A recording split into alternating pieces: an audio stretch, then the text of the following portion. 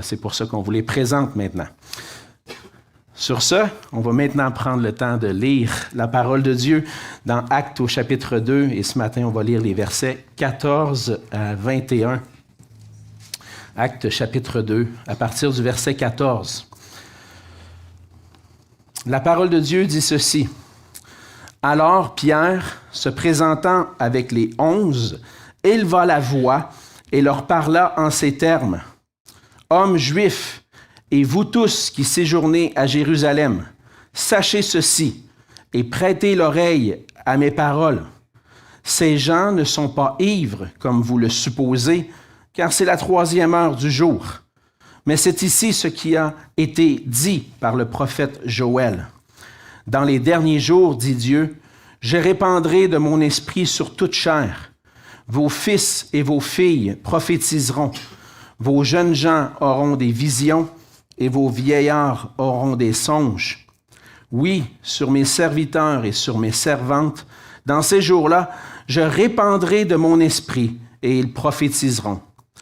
Je ferai paraître des prodiges en haut dans le ciel et des miracles en bas sur la terre, du sang, du feu et une vapeur de fumée. Le soleil se changera en ténèbres et la lune en sang, avant l'arrivée du jour du Seigneur, de ce jour grand et glorieux. Alors, quiconque invoquera le nom du Seigneur sera sauvé. » On va se courber dans un mot de prière. Oui, Seigneur notre Dieu, merci pour ce privilège que nous avons, encore une fois, d'ouvrir ta parole. Oui, Seigneur, c'est par ta grâce et parce que tu as voulu te révéler à nous que nous avons cette parole entre nos mains et que nous pouvons la lire, l'étudier ensemble et apprendre de toi, Seigneur, apprendre de ces paroles qui sortent de ta bouche. Et Seigneur, on veut te remercier de cette liberté que nous avons d'enseigner, d'étudier et d'apprendre de toi. Et on veut te prier, Seigneur, que tu puisses être avec nous, que tu puisses agir dans nos cœurs par ton esprit, pour que nous ayons non seulement des oreilles ouvertes, mais un cœur réceptif à ta parole, pour que nous puissions la recevoir comme elle est vraiment, la parole qui vient de toi, Seigneur notre Dieu, que nous puissions, à travers cela, comprendre mieux ton plan parfait pour nous, mais aussi que nous puissions passer à l'obéissance, t'obéir et t'adorer par nos vies. Seigneur, je veux prendre le temps de te prier pour tous ceux qui n'ont pas pu être avec nous ce matin, qui sont retenus à la maison pour quelconque raison, pour la maladie ou autre. Et on te prie d'être avec eux aussi, que tu puisses les fortifier par ta grâce et qu'ils puissent demeurer attachés à toi, Seigneur. On se remet entre tes mains, te priant d'accomplir ton œuvre en nous et pour ta gloire, au nom de Jésus. Amen. Amen.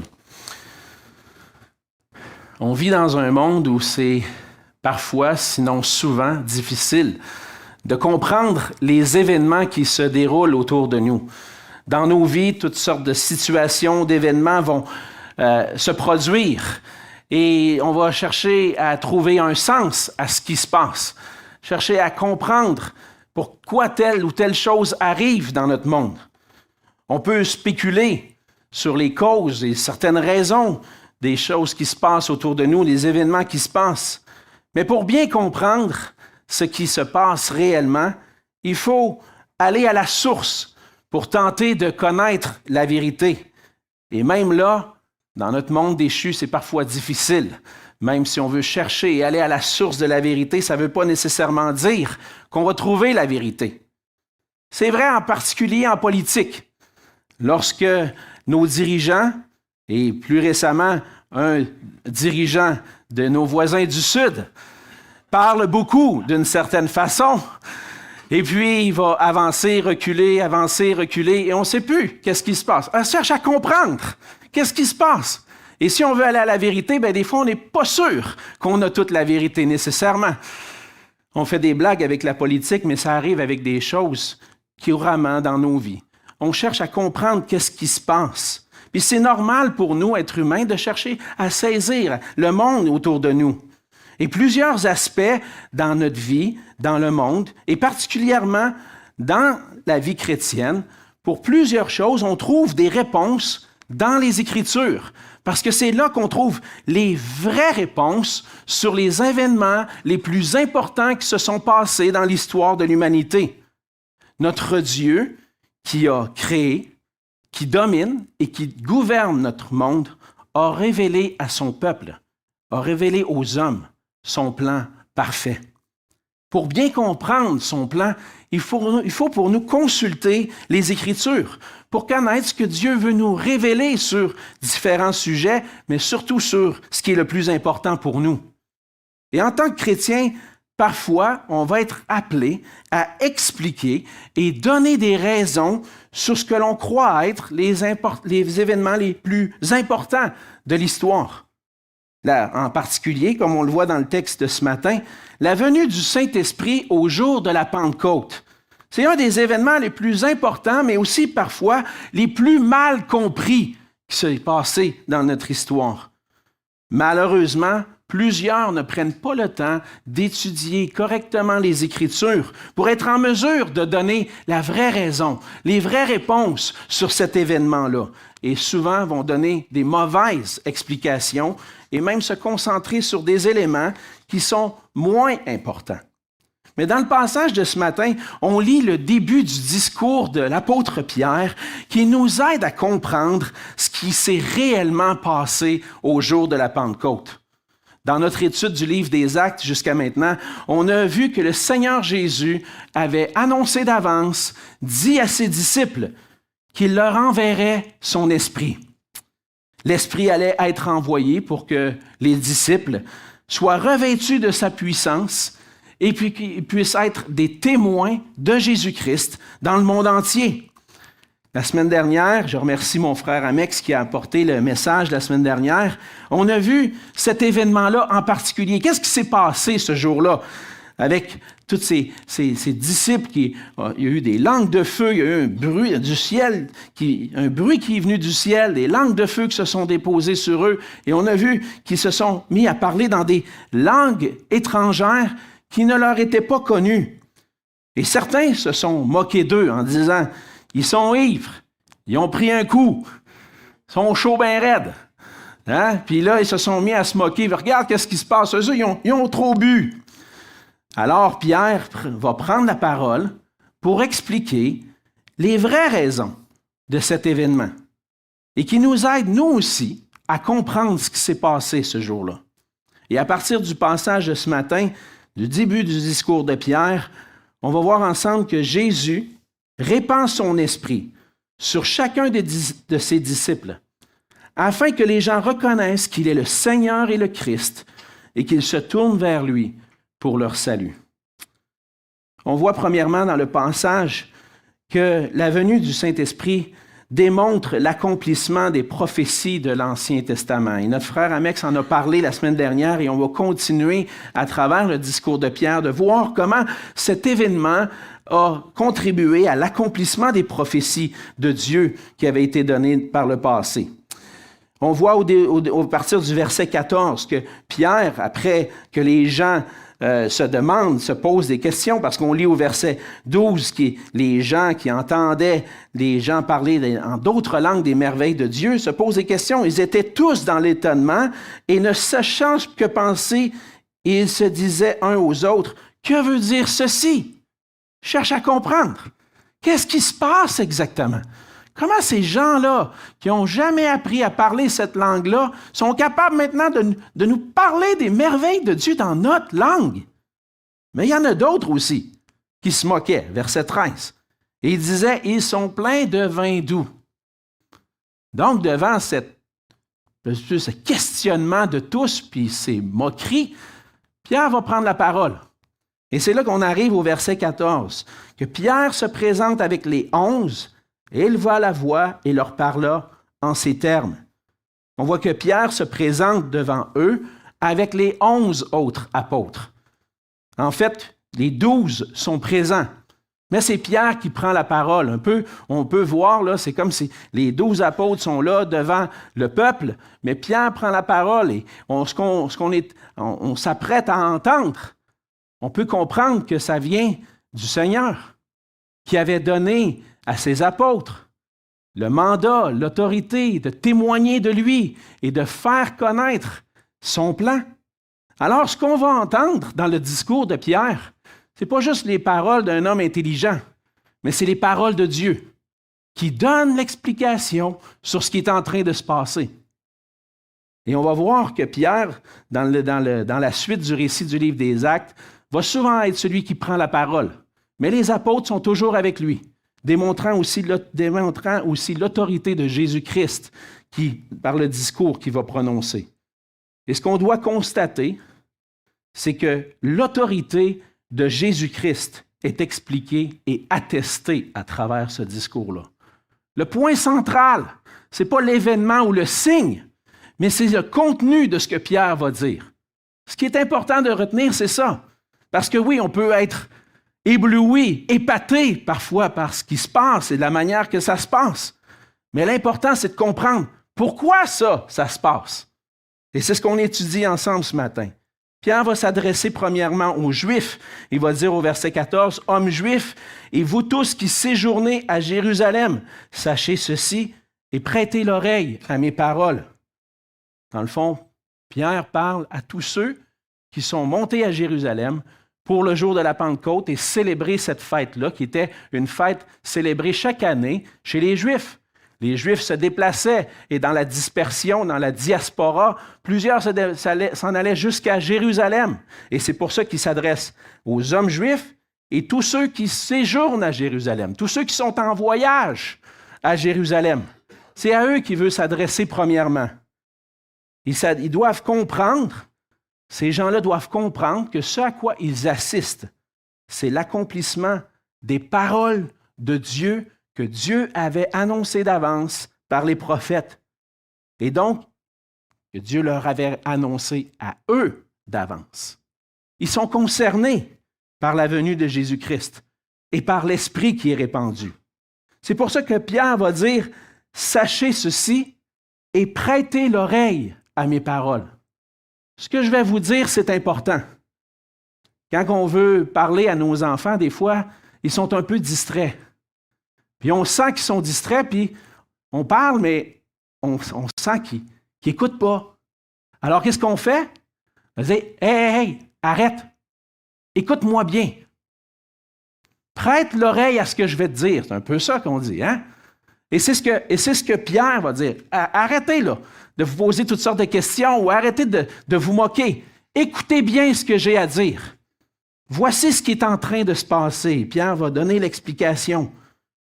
Le langage que Pierre utilise, c'est semblable à celui d'un prophète qui va parler au nom du Seigneur. On voit ça souvent dans l'Ancien Testament. Hein? Prêtez l'oreille. Ainsi parle l'Éternel. C'est un peu comme ça que Pierre s'adresse au peuple. Il va rappeler les prophéties de Dieu dans l'Ancien Testament. Il dit, prêtez l'oreille. C'est Dieu qui parle maintenant.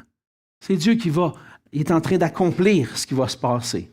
Et lorsque Dieu parle, on doit se taire et écouter. C'est ce que Pierre dit. Et ce que Pierre va dire, nous aussi, on doit y prêter attention. On doit chercher à saisir, à comprendre exactement c'est quoi le fond de tout ça. Qu'est-ce qui se passe exactement dans cet événement? Et on doit porter attention à ce que le Seigneur veut nous dire à nous à travers ce discours-là. On peut compter 3 parties au discours de Pierre. Ce matin, on voit la première partie dans les versets 14 à 21, qui est l'explication de l'accomplissement de la prophétie de Joël. Mais dans la suite, dans les versets 22 à 36, on va voir la réalisation des prophéties en Jésus-Christ, mais au verset 37 à 40, l'appel à la repentance et à la foi.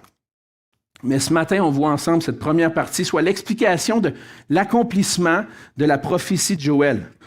On va voir dans la suite, et Dieu voulant, la semaine prochaine, les autres parties. Mais ce que les gens devaient comprendre, c'est qu'ils étaient à ce moment-là, lorsqu'ils ont été témoins de ces choses-là, ils étaient témoins de la venue du Saint-Esprit qui avait été annoncée par les prophètes. Donc, Pierre défend la vérité devant ceux qui se moquaient d'eux.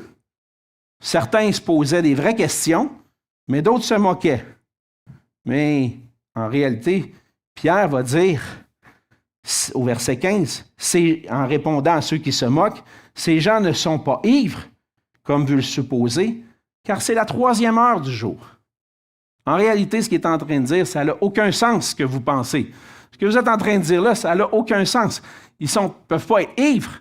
La 3e heure du jour, c'est 9 heures du matin. Et c'est rare que les gens vont, on va dire comme un bon Québécois, prendre un coup de bonne heure le matin. Hein? Souvent, ça va être le soir. On se réjouit autour d'un repas, on boit un peu plus. Et, pas pour les chrétiens, mais souvent, hein, ce que les gens font, c'est le soir, on fait la fête, on boit. Mais là, c'est pas ça. Il est 9 heures le matin. Donc, de dire que ces gens-là sont ivres, puis toute la gang ensemble en même temps, ça ne marche pas, cette affaire-là. Il y a une raison plus profonde à ce que vous tentez de dire. Il y a une vraie raison derrière ça. Et ce qui est en train de se passer, c'est l'accomplissement de ce qui avait été prophétisé par Joël. C'est là que Pierre va dire, mais c'est ici, verset 16, ce qui a été dit par le prophète Joël. Vous êtes en train d'assister à l'accomplissement de la parole de Dieu, donnée longtemps d'avance. On peut dire Joël environ 8 siècles avant la venue de Jésus. 8 siècles avant la venue de Jésus, Dieu avait annoncé ça pour son peuple. Et là, c'est important. Vous êtes en train de voir ce que Dieu a annoncé est en train de s'accomplir. Et donc, on voit que c'est tellement important que dans son évangile, puis dans les actes, on voit que Luc met un accent particulier pour montrer les prophéties qui s'accomplissent. La venue de Jésus-Christ sur la terre, sa vie, son ministère, sa mort, sa résurrection, son ascension marquaient un moment important dans l'histoire du salut, dans l'histoire du plan rédempteur de Dieu. Et Dieu est en train de l'accomplir. Dieu l'a accompli en Jésus-Christ. Dans l'histoire de l'humanité, au cœur de l'histoire de l'humanité, puis même dans notre propre calendrier, il y a un avant et il y a un après. Avant Jésus-Christ, après Jésus-Christ. Et ce moment-là est important. Les gens sont témoins d'un moment que Dieu a accompli sa promesse. Et le Seigneur Jésus a accompli la prophétie en répandant le Saint-Esprit. On voit dans le début de la prophétie de Joël, à partir du verset 17, c'est des textes dans Joël, chapitre 2, qui est cité ici dans les versets 17 à 21. Et on va entrer un peu dans les détails de cette prophétie-là. Ça dit que dans les derniers jours, dit Dieu, je répandrai de mon esprit sur toute chair. Dieu avait annoncé que son esprit viendrait sur toute chair. Lorsqu'on parle des derniers jours, dans les derniers jours, on parle d'une période particulière. Et cette période des derniers jours a commencé avec la première venue de Jésus-Christ sur la terre. On voit plusieurs passages dans les Écritures qui pointent vers cette manière de voir les choses. Nous sommes, depuis la venue de Jésus-Christ, dans les derniers jours.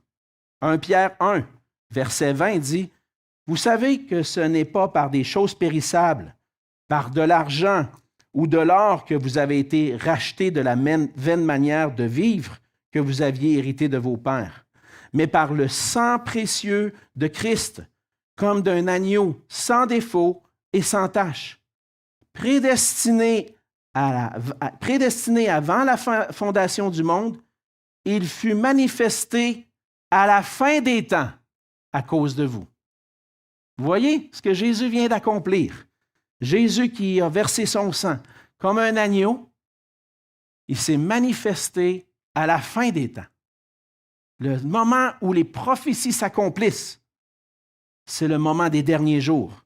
Paul va dire quelque chose de semblable en 1 Corinthiens 10, les versets 11, en parlant des choses de l'Ancien Testament, des événements de l'Ancien Testament. Il dit, « Ces choses leur sont arrivées pour servir d'exemple et elles ont été écrites pour notre instruction, à nous qui sommes parvenus à la fin des siècles. » Hein? Paul, pour Pierre, pour les apôtres. La fin des temps commence avec la venue de Jésus. On est dans cette période des derniers jours. Et c'est ce que Pierre est en train de dire au peuple juif. Ce que le Seigneur avait annoncé qui arriverait dans les derniers jours, ça a commencé. C'est là maintenant. Et dans le fond, ce que Pierre est en train de dire, c'est en train d'expliquer ce qui allait arriver lors de la première venue du Messie et ce que le Messie allait accomplir dans les derniers jours. Donc, la venue du Saint-Esprit marque la fin d'une alliance, d'une ancienne alliance, et marque le début d'une nouvelle alliance.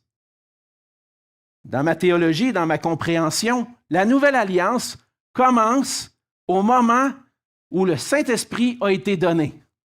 Il y en a qui vont dire, non, ça commence quand Jésus est venu. Ça commence quand Jésus est mort. Ou ça commence quand Jésus est ressuscité. Donc, je pense que tout ça, c'est l'inauguration de la nouvelle alliance qui est finalement réalisée au jour de la Pentecôte, quand le Saint-Esprit descend et que Jésus répand de son esprit. Parce qu'on voit dans l'Ancien Testament, dans plusieurs passages, que lorsque le Seigneur parle de cette nouvelle alliance, entre autres dans Jérémie 31, Ézéchiel 36, cette nouvelle alliance avec son peuple, ça implique son esprit qui est donné. Et là, le Saint-Esprit est donné. Les Juifs qui sont à Jérusalem assistent à l'accomplissement de ce que le Père avait promis, puis de ce que Jésus avait promis à ses disciples. Dans Acte 1, les versets 4 et 5, on a vu ça ensemble. Comme il se trouvait avec eux, il leur recommanda de ne pas s'éloigner de Jérusalem, mais d'attendre ce que le Père avait promis, ce que je vous ai annoncé, leur dit-il. Car Jean a baptisé d'eau, mais vous, dans peu de jours, vous serez baptisés du Saint-Esprit. Donc, ce que les gens voient, ce que les Juifs qui sont là voient, ils voient l'accomplissement des paroles de Dieu, de la parole de Jésus. Les disciples ont été baptisés du Saint-Esprit. Et ce qu'on doit comprendre pour nous, c'est qu'ils assistaient à un moment important dans l'histoire de l'humanité et qui a un impact pour nous aujourd'hui. On va le voir pourquoi. La prophétie annonçait que le Saint-Esprit serait répandu sur toute chair. C'est ce qu'on voit dans le début du verset 17. Ça dit, « Dans les derniers jours, dit Dieu, je répandrai de mon esprit sur toute chair. Vos fils et vos filles prophétiseront, vos jeunes gens auront des visions et vos vieillards auront des songes. » En fait, ce que Joël annonçait, c'est que l'Esprit allait être donné, dans la nouvelle alliance, l'Esprit serait donné à tous ceux qui croient en Jésus-Christ, à tous ceux qui font partie du peuple de Dieu. Parce que dans l'Ancienne Alliance, l'Esprit était seulement donné à certaines personnes. On le voit que, entre autres, des prophètes ou encore des rois avaient l'Esprit de Dieu. L'Esprit de Dieu avait donné des capacités aussi à certaines personnes. Mais l'Esprit de Dieu, on voit que Jésus l'explique de cette façon-là, était avec le peuple, mais il n'habitait pas sur chaque personne et habitait particulièrement sur ceux qui étaient des leaders du peuple et qui avaient des capacités particulières, entre autres les juges, les rois, les prophètes. Mais dans la Nouvelle Alliance, le Saint-Esprit est donné à tous ceux qui font partie du peuple de Dieu. Il n'y a pas de distinction. Les fils et les filles, hommes et femmes, les jeunes gens, les vieillards, tous ceux qui font partie de cette nouvelle alliance vont recevoir le Saint-Esprit. Et c'est ça qui est en train de s'accomplir. Dans le fond, ce qu'on est en train de voir, c'est que dans la nouvelle alliance, le Saint-Esprit est donné par Jésus à tous ceux qui sont nés de nouveau. Et lorsque Joël annonce que l'Esprit va être donné, il va être répandu sur toute chair, ce n'est pas sur toute chair sans distinction. Ça ne veut pas dire que tout le monde sur la terre qui vit, chaque individu a le Saint-Esprit. Mais c'est toute chair dans le sens qu'il n'y aura pas de distinction entre les Juifs, les Grecs, les nations, les hommes, les femmes, les jeunes, les vieux. Mais tous ceux qui auront cru en Jésus-Christ vont recevoir ce Saint-Esprit. Et la venue du Saint-Esprit sur les disciples démontre l'accomplissement de cette prophétie-là de l'Ancien Testament. Et en fait, ce que Dieu a dit et annoncé, il l'accomplit. Ça, c'est une parole pour nous ce matin. Dieu annonce, Dieu dit les choses d'avance, et on peut être certain que sa parole va s'accomplir. Ce n'est pas comme les tarifs. Des fois oui, des fois non. Un jour oui, un jour non. Non, la parole de Dieu, ses décrets sont sûrs et certains. Sa parole s'accomplit. Et c'est ce que les Juifs, on voit, c'est ce que les Juifs sont en train de voir. Dieu accomplit ses promesses. Le Saint-Esprit est donné. Vous attendiez ce jour-là, pensez pas que c'est des gens ivres. Non, c'est l'accomplissement des choses que Dieu a prédit d'avance, annoncé d'avance. Et ce qu'on voit dans la suite, c'est que le Saint-Esprit va opérer une action sur ceux qui le reçoivent. Le Saint-Esprit rend les disciples capables d'annoncer l'Évangile. C'est le deuxième point qu'on voit dans le passage. Le Saint-Esprit donne une capacité aux disciples d'annoncer l'Évangile. La prophétie du prophète Joël annonçait que le Saint-Esprit répandu sur tous ceux qui croiraient aurait un effet particulier. On voit, entre autres, qu'il parle de prophétie. Ceux qui vont recevoir l'Esprit de Dieu vont prophétiser, vont avoir des visions, vont avoir des songes. En fait, ce que le Saint-Esprit fait, c'est qu'il réellement, et ce qu'on voit à la fin du verset 18, il dit oui, au verset 18, il dit oui sur mes serviteurs et sur mes servantes, ceux qui me craignent, ceux qui croient en moi. Dans ces jours-là, je répandrai de mon esprit et ils prophétiseront. Donc, ce que l'Esprit est en train d'accomplir, c'est que les disciples qui ont reçu le Saint-Esprit sont en train de prophétiser. Mais qu'est-ce que c'est exactement ça, la prophétie? Ça, là, ça pose beaucoup de questions, hein? Parce que selon ce qu'on voit dans l'Ancien Testament, parce que je pense que le ministère et les prophètes ont commencé dans l'Ancien Testament, ce qu'on voit, c'était qu'un prophète, c'était une personne qui parlait de la part de Dieu. Premièrement, c'est ça. Une personne à qui Dieu se révèle, Dieu révèle sa parole et qui va la transmettre au peuple de Dieu. Et faites attention pour ne pas vous faire croire et faire croire aux autres que vous êtes prophète, parce que si vous dites que vous êtes prophète et que vous annoncez quelque chose qui ne s'accomplit pas, vous allez mourir lapidé. C'était ça la loi de Dieu. Fait qu'attention de ne pas trop prétendre. Ah, moi, je suis don de prophétie, moi. Moi, je suis prophète. Je vais annoncer les choses de la part de Dieu. Écoutez-moi. Faire bien attention. Et c'est ce qui est arrivé dans l'Ancien Testament. Certains étaient des vrais prophètes et certains étaient des faux prophètes. Et des fois, on a toléré les faux prophètes et ça a causé du trouble aussi dans le peuple de Dieu. Les prophètes sont là parce qu'ils parlent de la part de Dieu. Dieu s'est révélé dans Hébreux 1.1. On a lu une partie de ça tout à l'heure. Dans les premiers temps, Dieu se révélait par la bouche des prophètes et les prophètes avaient un rôle particulier. Premièrement, puisqu'ils avaient reçu la parole de Dieu, c'était de rappeler, de proclamer ou rappeler la révélation de Dieu. Ce n'était pas toujours des nouvelles révélations.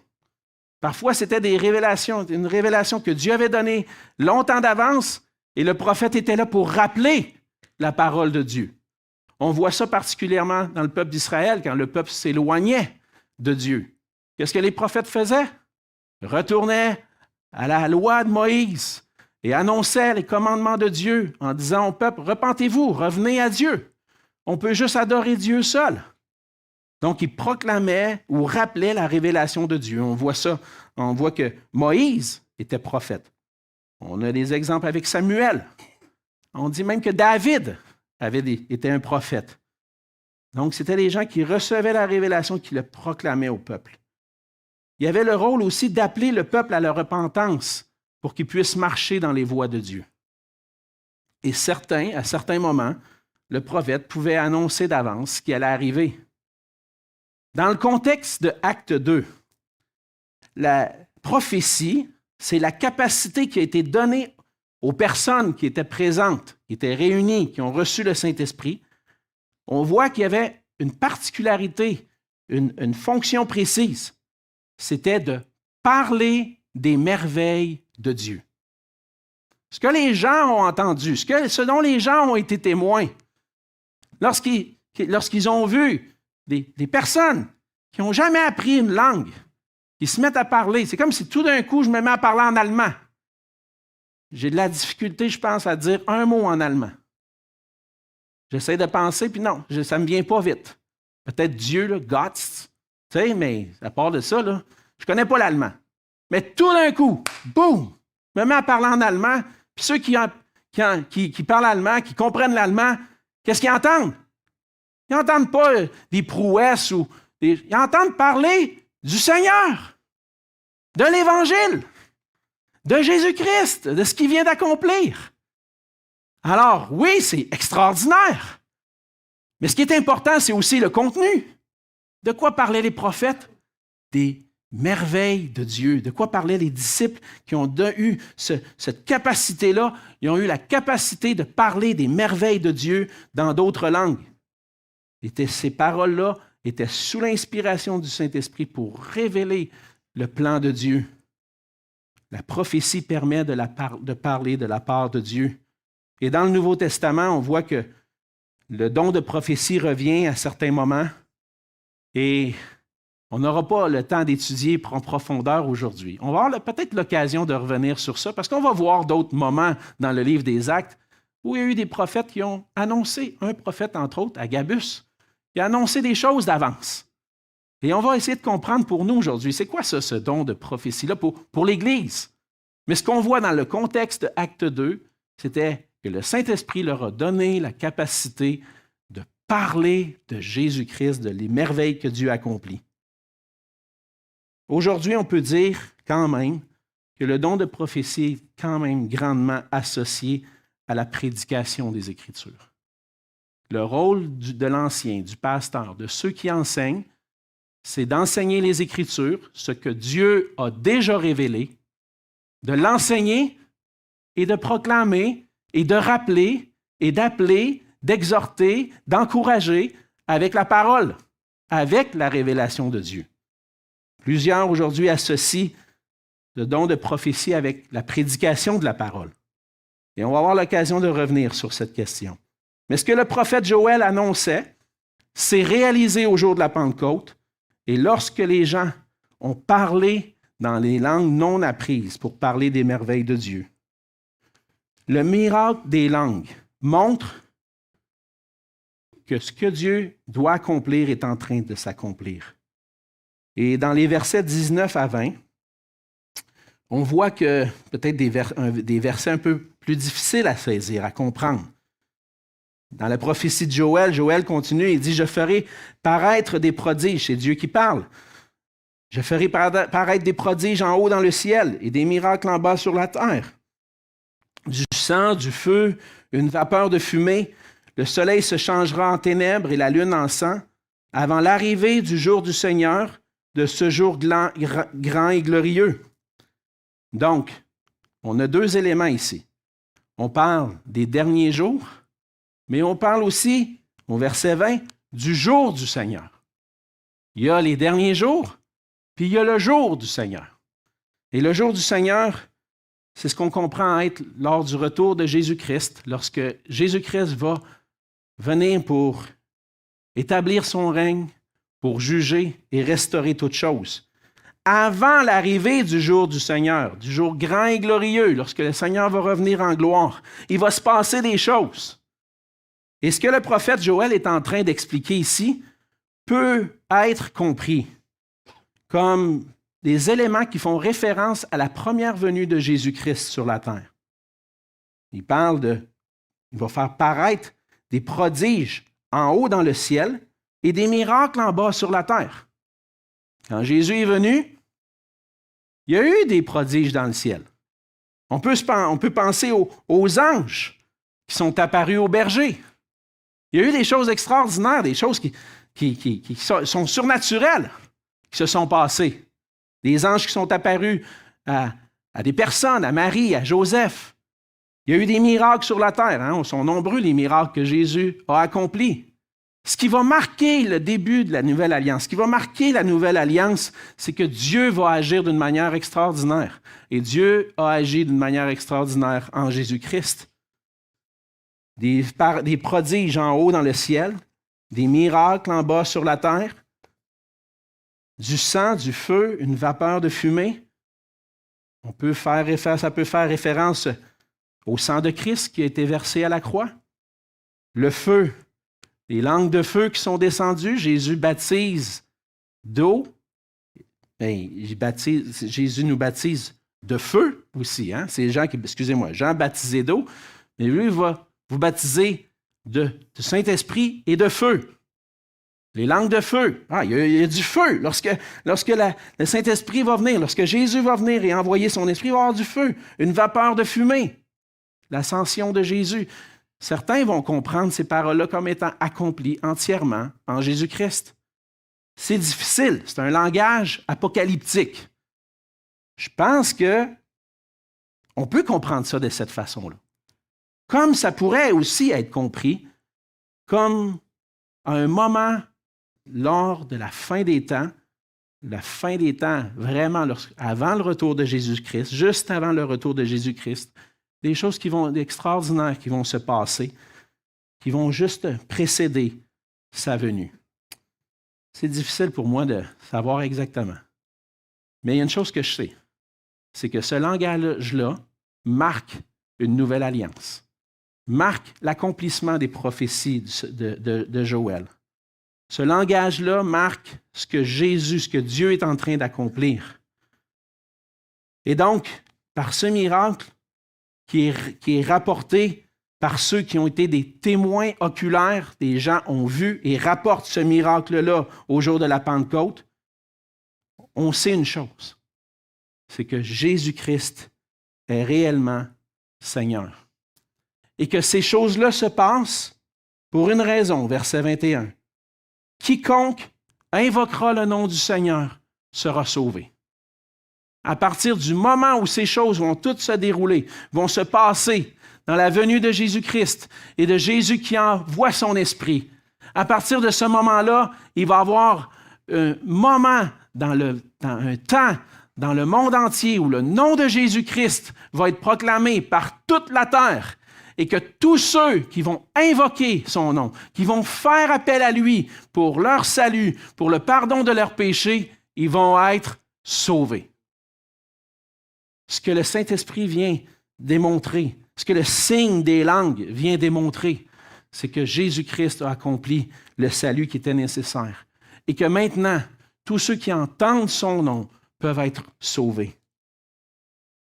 On comprend donc qu'au jour de la Pentecôte, puis encore aujourd'hui, le Saint-Esprit est répandu sur les disciples de Jésus-Christ dans le but d'appeler les gens à la repentance et à la foi en Jésus-Christ.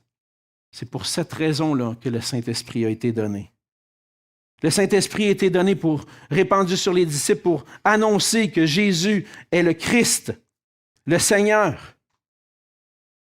On lit dans Actes chapitre 2, à la fin du chapitre, vers le verset 36, au verset 36, ce que Pierre annonce, c'est cette chose très précise, que toute la maison d'Israël sache donc avec certitude que Dieu a fait Seigneur et Christ, ce Jésus que vous avez crucifié.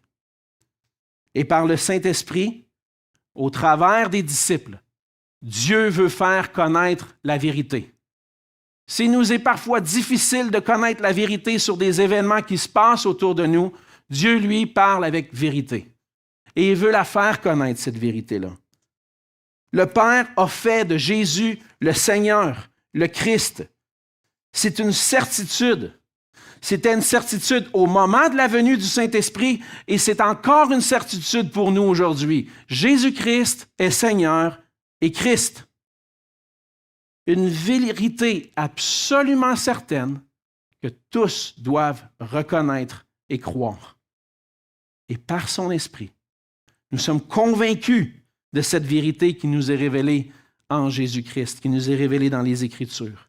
Crois-tu la vérité concernant Jésus-Christ? Cet événement-là souligne que Jésus est Seigneur et Christ. Et pour ceux qui ont cru, le don du Saint-Esprit nous permet d'appeler les gens à Christ afin qu'ils invoquent son nom. Tout cela, ça se passe pour que les gens reconnaissent que Jésus est Seigneur, qu'il est le Christ et qu'ils puissent se tourner vers lui pour leur salut. Alors, quiconque invoquera le nom du Seigneur sera sauvé. Invoquer veut dire faire appel à. Crier vers. Crier à Jésus-Christ.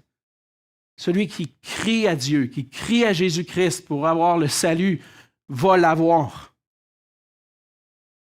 Dans notre société, il y en a qui vont croire que Jésus, ce n'est pas important.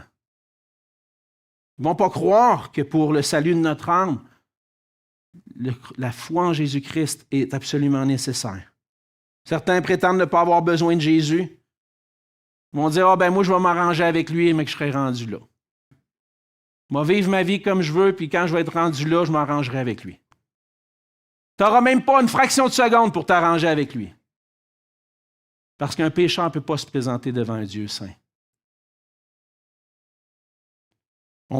Certains peuvent prétendre que, non, moi, je n'ai pas besoin de Jésus. Je suis une bonne personne. Je suis un bon gars. Je ne suis pas si méchant que ça. Je ne suis pas un criminel. J'ai fait des bonnes actions dans ma vie. Et ils se reposent sur leurs actions ou sur leur propre capacité, finalement, pour être sauvés puis s'arranger avec le Seigneur. Mais il faut reconnaître que le nom de Jésus est le seul vrai nom qui peut nous sauver. Car c'est lui que Dieu a désigné comme Christ et Seigneur et Sauveur. Dans Acte 4 au verset 12, un verset que plusieurs parmi vous connaissez très bien, mais qui est important encore aujourd'hui, il n'y a de salut en aucun autre. Car il n'y a sous le ciel aucun autre nom qui ait été donné parmi les hommes, par lequel nous devions être sauvés. La seule façon dont tu peux être sauvé, te présenter devant le Dieu saint et vivre pour l'éternité, c'est de te présenter devant lui au nom de Jésus, qui a tout accompli pour toi, qui est mort à la croix, qui a versé son sang pour que tes péchés soient pardonnés, qui est ressuscité d'entre les morts, puis qui peut donner une vie nouvelle, qui peut te donner la vie éternelle et qui règne maintenant au ciel. Le seul moyen d'être sauvé de nos péchés, d'être réconcilié avec Dieu, c'est par Jésus-Christ. Ne t'appuie pas sur ta propre personne, sur « je vais être capable de m'arranger avec Dieu » parce que Dieu a donné un moyen. Ce moyen-là, c'est Jésus-Christ. C'est là le message que tous ont besoin d'entendre et d'accepter. Et le Seigneur nous a donné de son esprit, nous a donné son esprit, il l'a répandu au jour de la Pentecôte et il le donne à tous ceux qui croient en lui pour qu'on puisse témoigner de ce que Jésus a fait pour nous. Qu'on puisse être là avec notre parole puis partager ce que Jésus a fait pour nous. Au fond d'eux-mêmes, les gens ne peuvent pas supporter le mensonge. Ils veulent la vérité. Ils veulent des explications. Mais ils ne cherchent pas toujours au bon endroit pour trouver la vérité. Et nous, on est là et on dit, j'ai trouvé la vérité. La vérité se trouve en Jésus. C'est vrai, plusieurs le rejettent, mais il y en a qui cherchent pour vrai. Et le Seigneur nous donne cette capacité de témoigner, de dire la vérité. La vérité est dans les Écritures.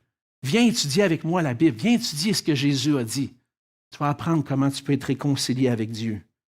La vérité se trouve en Jésus seul parce qu'il est lui-même la vérité. Le Seigneur nous appelle à faire connaître ses merveilles. Certainement, vous avez été témoin de plusieurs merveilles de Dieu dans votre vie, particulièrement l'œuvre de Dieu dans l'Évangile. Mais chaque jour, on vit comme chrétiens la présence du Saint-Esprit en nous. On a vu un changement dans notre vie par rapport à ce qu'on était avant puis ce qu'on est maintenant. On voit Dieu agir dans notre vie. On peut parler des merveilles de Dieu. Témoigner puis dire vraiment ce que le Seigneur a fait dans ma vie. Et on a besoin de prier aussi, que le Seigneur nous conduise. Que son Esprit puisse nous donner une pleine confiance dans sa parole. Parce que si l'apôtre Paul demandait des prières pour lui-même, on a besoin aussi de prier. Seigneur, aide-moi à parler avec assurance, à parler avec joie de toi.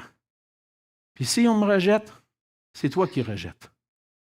Moi, tu as transformé ma vie, puis je ne peux pas m'empêcher d'en parler. Je ne peux pas m'empêcher de le célébrer. Je ne peux pas m'empêcher de le chanter puis de le proclamer. Comme Pierre et les autres disciples au jour de la Pentecôte, le Seigneur nous appelle à faire connaître à ceux qui nous entourent qu'il est le Christ, le Seigneur, le seul qui peut nous sauver. Et c'est ce qu'on voit dans le passage, c'est que Jésus a répandu de son esprit sur ses disciples pour que tous reconnaissent qu'il est le Seigneur et le Christ et qu'ils se tournent vers lui pour leur salut. L'œuvre du Saint-Esprit, c'est de placer les projecteurs, non sur lui-même, mais sur Jésus-Christ. Plusieurs comprennent mal ce passage-là parce qu'ils mettent l'accent sur les choses extraordinaires qui se sont passées. Puis ils essaient de revivre ce jour-là de la Pentecôte. C'est un moment particulier dans l'histoire du salut. On n'est pas obligé de rechercher absolument à vivre ces choses-là de la même façon. Ce qui est important, c'est de dire ce qu'eux ont dit dans d'autres langues. Jésus est Seigneur. Jésus est le Christ. Alors, commence dans ta langue. Dis-le. Concentre-toi pas sur ce que le Saint-Esprit fait, mais ce que le Saint-Esprit veut faire. Et ce que le Saint-Esprit veut faire à travers nous, c'est faire connaître Jésus-Christ. La venue du Saint-Esprit démontre l'accomplissement des promesses de Dieu. Le Saint-Esprit a rendu capable les apôtres d'annoncer les merveilles de Dieu.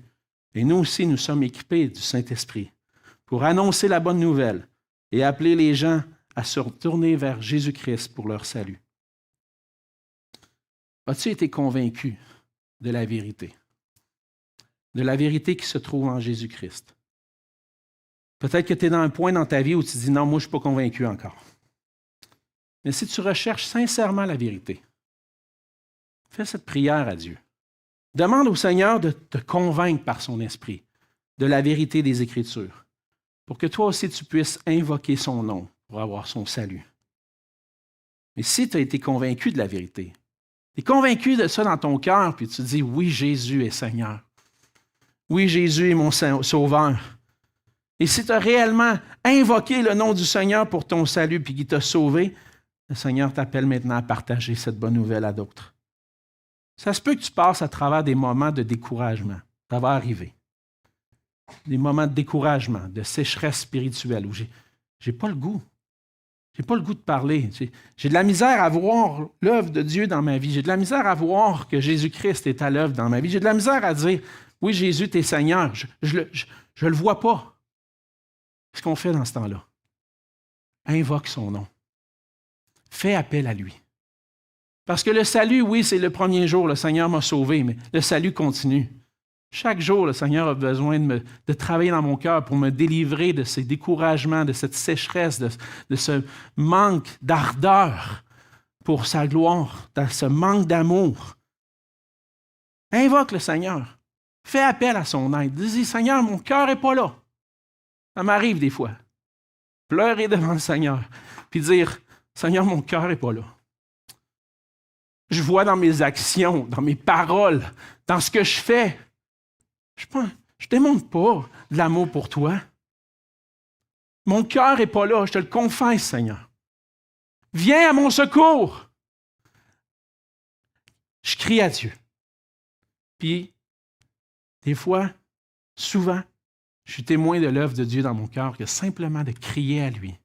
Le Seigneur vient, fait son œuvre en moi par sa parole, me rappelle, puis m'amène à repentance, à marcher pour lui maintenant. Alors, chacun de nous qui avons été convaincus de la vérité, avons un message à apporter. Chacun de nous, on s'appuie, non sur nous-mêmes, mais sur la puissance de l'Esprit de Dieu, pour annoncer fidèlement la bonne nouvelle. Il faut chercher pour ça à être rempli de l'Esprit de Dieu.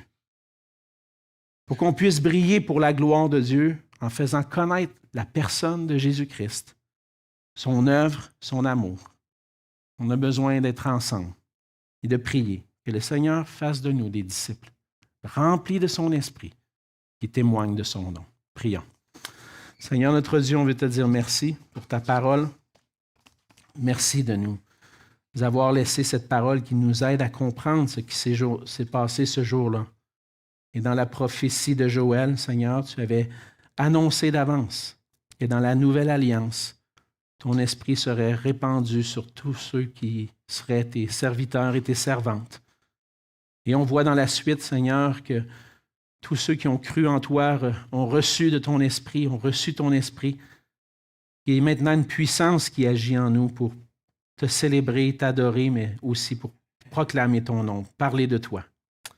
Seigneur, c'est ma prière pour moi-même, pour cette Église, que celui en qui nous avons cru, que celui que nous avons invoqué pour notre salut, que toi, Seigneur Jésus, tu puisses continuer ton œuvre en nous par ton esprit. Remplis-nous de toi, Seigneur, pour que nous puissions être fidèles à ta parole et parler de toi, célébrer ton nom, parce qu'il n'y a aucun nom plus grand que le tien, aucun nom qui a été donné parmi les hommes par lequel nous puissions être sauvés. Ton nom est grand, Seigneur Jésus, et on veut le célébrer et l'annoncer. Sois glorifié. C'est en ton nom qu'on te prie. Amen.